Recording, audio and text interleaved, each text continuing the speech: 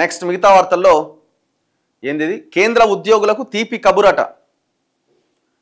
8వ వేతన సవరణ సంఘం విధి విధానాలకు కేబినెట్ ఆమోదం తెలిపిందట. కమిషన్కు జస్టిస్ రంజనా ప్రకాష్ దేశాయ్ సారథ్యం. పిఆర్సి పే కమిషన్కు సంబంధించి 8th పే కమిషన్ తుది నివేదిక సమర్పణకు 18 నెలల గడువట. దానికి ఏదో కమిషన్కు 2026 జనవరి 1వ తేదీ నుంచి అమల్లోకి రాబోతున్న సిఫార్సులు. 50 లక్షల మంది ఉద్యోగులు, 69 లక్షల మంది పెన్షన్దారులకు లబ్ధి. ఎరువులపైన రాయితీల పెంపునకు మంత్రిమండలి ఆమోదం. కేంద్ర ప్రభుత్వ ఉద్యోగులు, సెంట్రల్ గవర్నమెంట్ ఉద్యోగులు అండ్ పెన్షనర్స్ కూడా ప్రధానమంత్రి నేతృత్వంలోని మంత్రిమండలి శుభవార్త అందించింది. 8వ వేతన సవరణ సంఘం విధి విధానాలు టర్మ్స్ ఆఫ్ రిఫరెన్స్కు మంగళవారం ఆమోద ముద్ర వేసింది. ఈ కమిషన్కు చైర్మన్గా supreme court retired judge justice Ranjana Prakash Desai నియమితులయ్యారు. ఇందులో తాత్కాలిక సభ్యుడిగా బెంగళూరు ఐఐఎం ప్రొఫెసర్ పులాక్ ఘోష్, సభ్య కార్యదర్శిగా కేంద్ర పెట్రోలియం సహజ వాయువుల శాఖ కార్యదర్శి పంకజ్ జైన్ ఉంటారు. ఈ సంఘం 18 నెలల్లో తమ తుది నివేదిక ఇస్తుంది గవర్నమెంట్కి. అవసరమైతే మధ్యంతర నివేదికలు కూడా ఇస్తుంది. 2026 జనవరి 1వ తేదీ నుంచి దీని సిఫారసులు అమల్లోకి వచ్చే అవకాశం ఉందని కేంద్ర మంత్రి అశ్విని వైష్ణవ్ చెప్పారు. వీటి వల్ల రక్షణ సిబ్బంది సహా సుమారు 50 లక్షల మంది కేంద్ర ప్రభుత్వ ఉద్యోగులు, 69 లక్షల మంది పెన్షన్దారులకు లబ్ధి చేకూరబోతున్నది.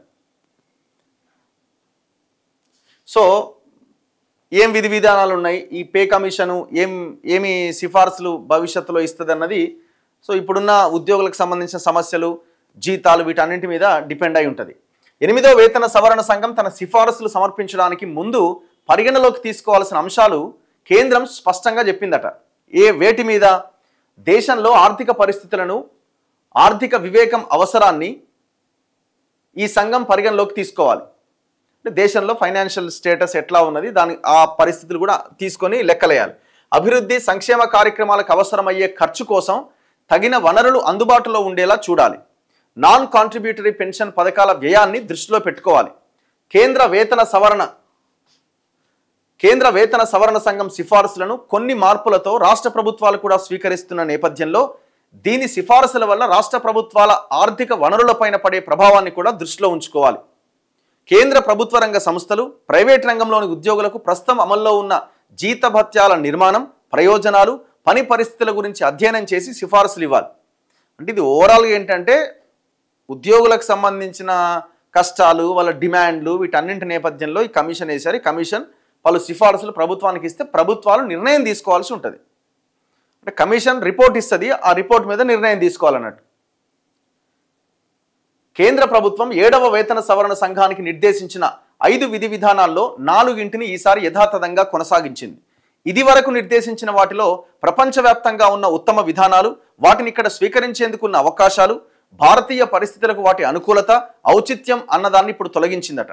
దాని స్థానంలో కొత్తగా నాన్ కంట్రిబ్యూటరీ పెన్షన్ పథకాలకు అయ్యే ఖర్చు అన్న అంశాన్ని చేర్చిందట. 8వ వేతన సవరణ సంఘం ఏర్పాటు కేంద్ర కేబినెట్ ఈ ఏడాది జనవరిలోనే సూత్రప్రాయ అంగీకారం తెలిపింది. 7వ పే కమిషన్ 2014 ఫిబ్రవరిలో ఏర్పాటు కాగా దాని సిఫారసులు 2016 జనవరి 1వ తేదీ నుంచి అమల్లోకి వచ్చాయి. అది 7th పే కమిషన్. ఇప్పుడు 8th పే కమిషన్ వేసారు. సో ఇది 2026 జనవరికి ఒక రిపోర్ట్ ఇస్తుంది. దాని ఆధారంగా ప్రభుత్వం నిర్ణయాలు తీసుకుంటుంది.